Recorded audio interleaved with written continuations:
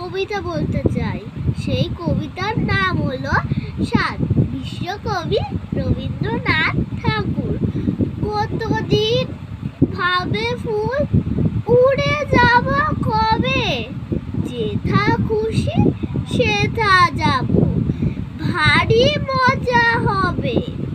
তাই ফুল একদিন মেলে দিল ডানা, প্রজাপতি হলো তারে কে করিবে মানা।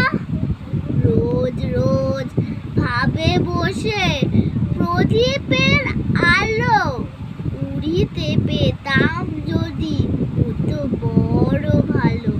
ভাবিতে ভাবিতে শেষে কবে পেল পাখা, জোনাকি হলো সে ঘরে যায় না তো রাখা।